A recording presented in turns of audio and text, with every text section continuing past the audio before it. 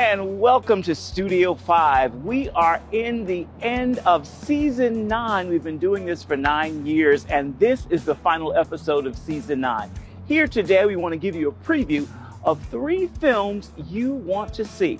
We're going to begin with Green and Gold. It is the story of a struggling dairy farmer who is fighting to preserve his legacy and his land. For my Grandpa Buck, farming wasn't a job or even a way of life. It was a sacred act. Easy, easy, easy. For him, it wasn't the frozen tundra. It was the Garden of Eden. Now, Craig, you play the role of Buck in this film. How would you describe this character? Who is he? He's a 4th-generation farmer. He's trying to make sense of life in a situation where it looks like there's no way out. He may lose what he's held precious to him for so long, and he's wounded by the death of a daughter, and he's trying to raise a granddaughter in a tradition of a family that he's trying to uphold, and he's trying to find a faith. This ain't your land. Well, when you don't pay your loan, it becomes my land. What was that about? He's wounded, and he's in a situation in life that's a crisis, and he's trying to find a way to manufacture some way to make it work. Does your granddad know where you're headed? He knows I'll be home later. I couldn't do farming anymore. I was on my way out for some bigger dreams. And what is it about this story that made you say yes to the role? Well, the way it was written, and I think the landscape and the fact that generational farms are in my family, and I could identify with that. But I think one of the main reasons was his walk, his faith walk. I will make a little wager with you. The pack go all the way, I will give you another year interest-free. And if they lose, you sign everything over to me. Take it. No, we ain't betting, folks, Joe. I'm gonna take the bet. You better pray God owes the pack a favor. Did you have any concerns with working with first-time filmmakers? No, they were so enthusiastic, and they had such a great vision. The joy of doing that is participating in someone's dream. You know that no one cares about our little slice of nothing in the middle of nowhere. I do. I want to hear you before you become rich and famous. No guarantee of that. So this story, I understand it's personal, so tell me how. Yeah, it's very personal. Our grandfather was a dairy farmer, and this is really our first opportunity to get a chance to share kind of the beauty of what we grew up around and the beauty of the people up there. Tell me about the journey as independent filmmakers to get this film completed. I imagine it was a faith walk on many levels. As independent filmmakers, you don't have the budget to pay and hire out roles. You take everything on your back and carry that the whole way. You go chasing your hopes and your dreams, you forget who you are, and there is nothing worth the cost. In terms of a faith journey too, I think with all forms of art, you just have, it's almost like some kind of inspiration, right? Or there's some kind of seed of an idea that's given to you, and you feel, it's like, what are we supposed to do with this? How do we steward that? And I think with this project, it's really been that, where, we're kind of just going, on like prayer and, I think what we would consider like a vocational calling, and trying to do our best with what we have. How do we land Craig T. Nelson in the lead role? That was awesome. So it was actually Davin's wife was always like, you guys should get Craig. He's perfect. He has a strong, rich, vibrant spiritual life, and he spans the generations. Everybody knows him from Coach to now the young kids know him as from Young Sheldon and Mr. Incredible. So, but we got it in front of him, and our casting directors were kind of skeptical we'd be able to get him. But he read the script, and honestly, he reached back out the next day and said he wanted to talk to us and interview us. I think when he came on board for us, it was just a wave of belief for us. Like, he was a Hollywood legend who, who sees some real value in what we know is true and good in the story, and he's been just the best collaborator the whole journey. In real life, miracles don't always arrive on time. And the pack beat the Bears. And the good guy doesn't always win. Now that it's done and ready for release, what's your prayer? It's kind of like the loaves and fish type thing. Like, you bring what you have. It is what it is. Like, we've been able to steward what we have, and I think the message, I'm 100% sure in there, is that it's true, it's good, and it's beautiful. And I guess my prayer is that like small offering can really touch people's hearts, can encourage them with and provide hope. It can feel dark, especially in times like this. So I think if we can sprinkle a little goodness and hope and joy into people's worlds, that would be a great prayer answered. Granddaughter's really talented. Yeah, I know that. Do you have a hope for what you want the audience to experience when seeing this film? The sense of hope and the sense of that somebody is actively engaged in searching out the things that matter the most. And here's a family that's going through it. Maybe you can identify. You still believe in what we're doing? More than anything.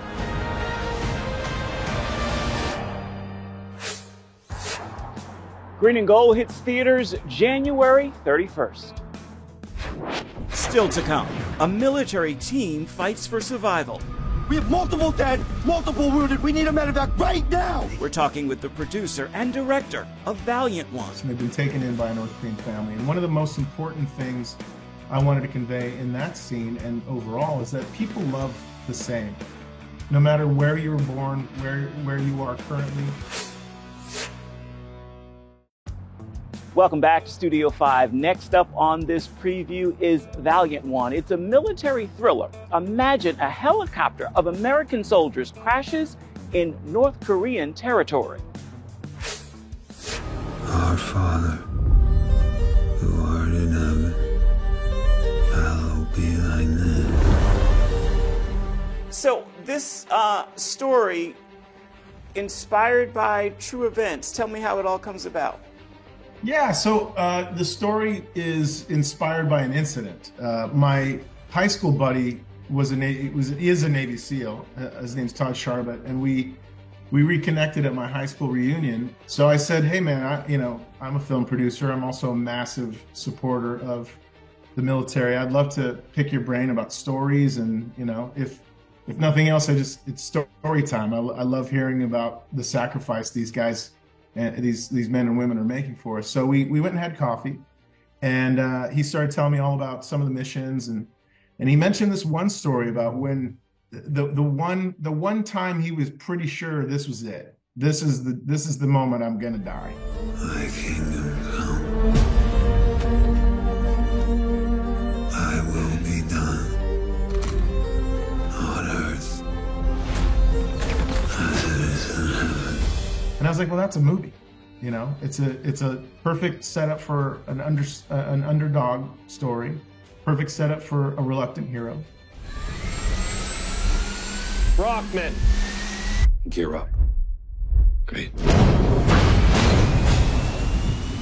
What makes you sign on to this project? What about it?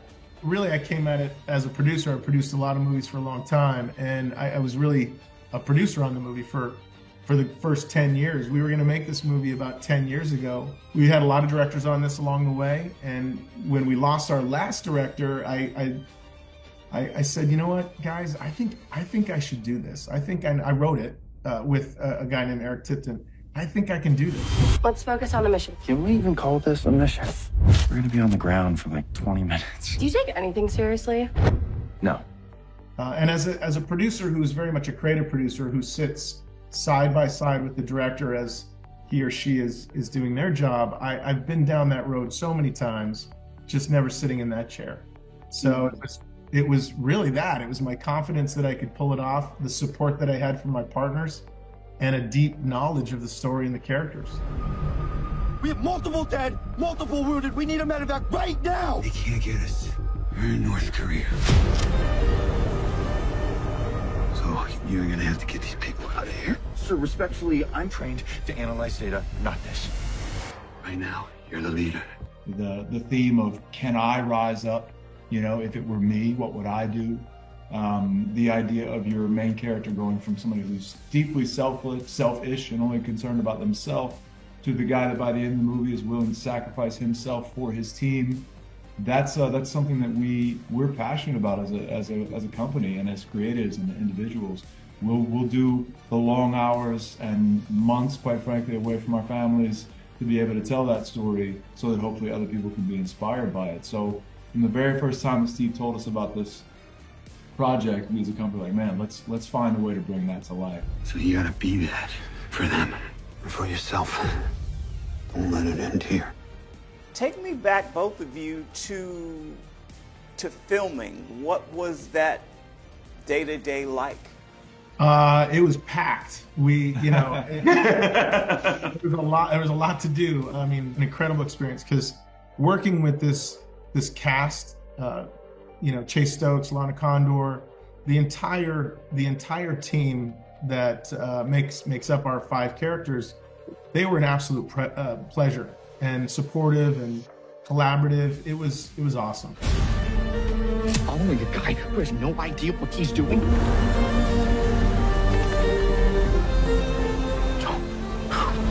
The focus on authenticity that Steve and the entire creative team had was really inspired, really important, if I can say that word. But honestly, inspiring, such that Todd, the guy who this entire story is based on his experience, Steve had the foresight and the wisdom, quite frankly, to bring Todd on as the military consultant for this movie. So he's sitting right there with Steve the whole time. He's right there for the cast members, making sure that, I mean, down to the patches on the uniform and up to the way that they're moving through the scene and the way that Steve is blocking an entire set piece, that everything feels as if it would. You stick your chest out. No. You keep your head up and you handle it. Is that supposed to be a pep talk? It's a very specific culture that we wanted to convey on film, and without Todd there, we wouldn't have been able to do it.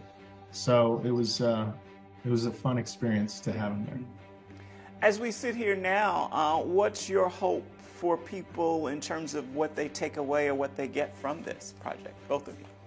Every time I watch it or interact with this story, I'm challenged, I'll say, by the question that is put to our main character, as he has to take on this responsibility, and that is, could I do it?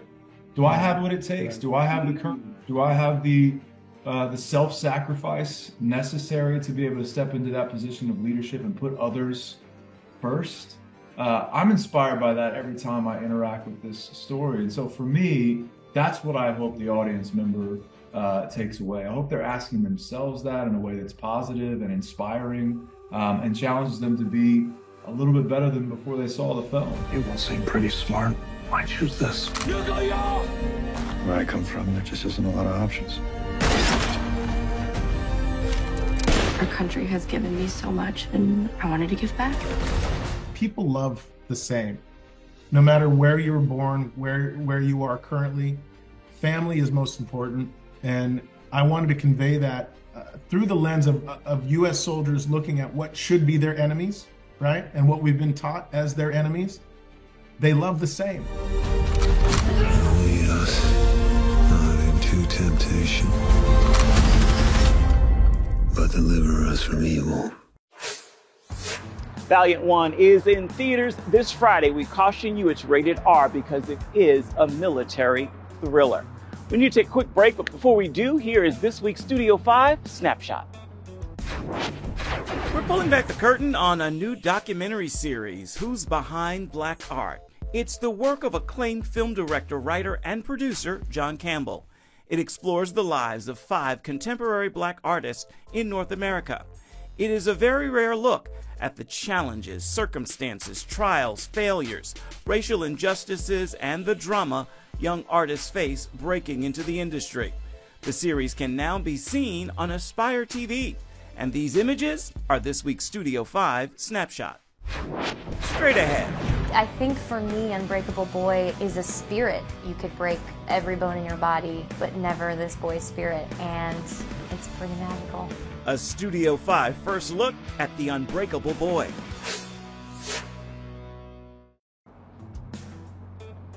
And welcome back to Studio 5. Next up is a preview of a film called Unbreakable Boy. Imagine a child with brittle bone disease who's also autistic, but he's got an energy that is unforgettable. Take a look. I'm Austin, but you can call me Ozman. Welcome back, everybody! I have a lizard named Marty and a killer hat collection. When I meet people, I tell them everything. Logan, this is Tyler. He said we can be best friends. All I have to do is shut up. Oh yeah, I'm also autistic. Autism presents itself in many different ways. It's a class for kids with special needs. They think that it's time, that it's only going to get worse. Earth to Austin. I think his brain's on another planet. Nope, my brain is right here in my head on Earth. The struggles that we have when you look back on them are often the great stories that make people laugh. When does he sleep? When do we sleep? What have we done? And every day we wake up, faith is involved, whether we recognize it or not. While this is a story about a family, I think ultimately it's really about the journey that Scott goes on with his son and how his son teaches him to really understand the value of being a part of the world that you're presented with. Dad's late for work. Hey, whoa. Austin, what are you doing? I feel like I'm failing every day, and the harder I try, the worse I do. Honey, your mistakes don't define you. How you heal does. Ozman, are you sure that that's the right hat for your first day? Don't be a goober, Daddy-o. The Mountain Dew Code Red of hats. And the best part is, the chicks dig it. Oh, dude.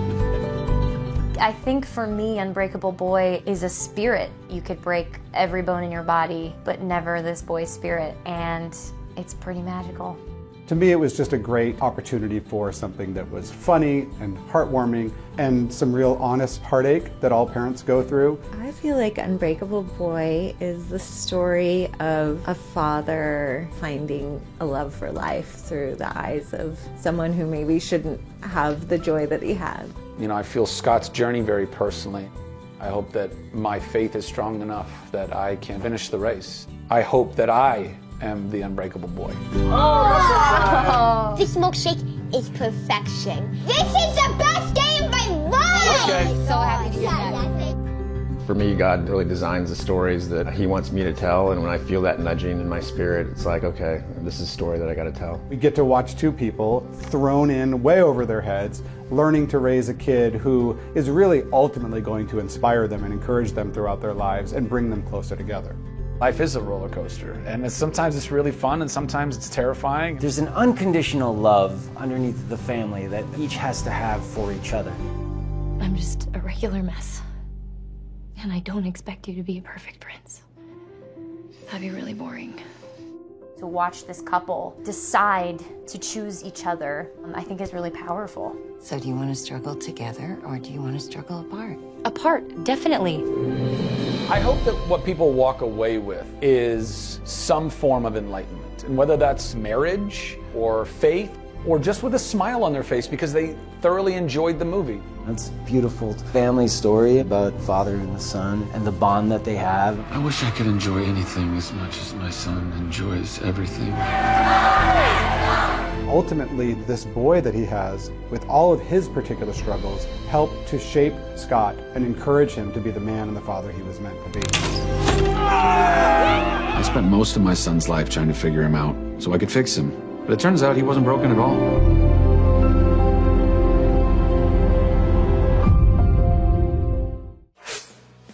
Unbreakable Boy premieres at the end of February. We'll have much more on the film in the coming weeks.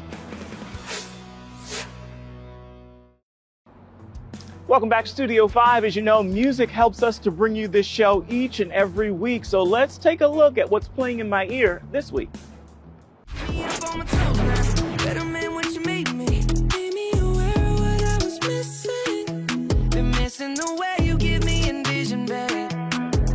Thought I'd settle down, reckon I lied to myself.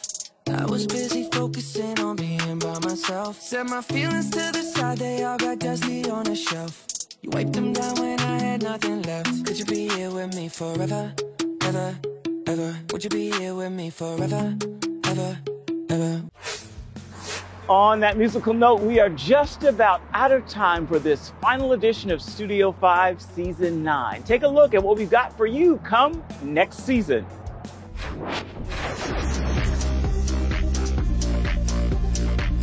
It's a new look and an all-new season for Studio 5, and we've got a great lineup. See Aisha Curry's expanding empire, Tim Tebow's wife and Miss Universe, Demi Lee Tebow shares her journey to the crown.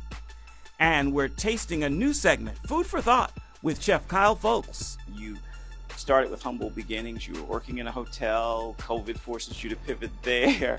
You do a food truck. Yes. And it's a lot. Food truck, you said, was harder than feeding 3,000 people? Easy. 100%. 100%. You know, I worked at the Embassy Suites Hotel for 15 years. So honored to have the privilege to work there. I learned so much, you know. But COVID came and, you know, things happened. And I lost my job. And because of that kind of hustler mentality, and you never want to give up, and okay, what's next? I was like, hey, let's try this entrepreneur thing out. Join us as we jumpstart Season 10 of Studio 5. And with that, we have time for just one more thing. Let's give that to actor Craig T. Nelson. Exactly where do you think they find the strength in these tough times? God. I mean, the answer is God, and I don't have to search much further than that. If tough times is usually meaning somehow I've gotten out of the umbrella, you know. I'm out there wandering around in my own thoughts and my own particular, my own runaways, I call them, is when I decide to go out on my own and say, thank you, I'll see you in a bit, you know, for sure. Knowing where it's all going to end up. And the joy and the mystery of that is the human condition, but not ascribing too much to it. So yeah, I look forward to, I think, finding a re-energizing aspect to his mystery and wonder, and how beautiful and sovereign he is. So that's where I'm at. Craig T. Nelson, that is a great final word for this edition of Studio 5 and for this week's look at uplifting entertainment. Until next time, make time to uplift someone around you, and then please come on back and see where Studio 5 takes you next week in an all-new season. Thank you for watching.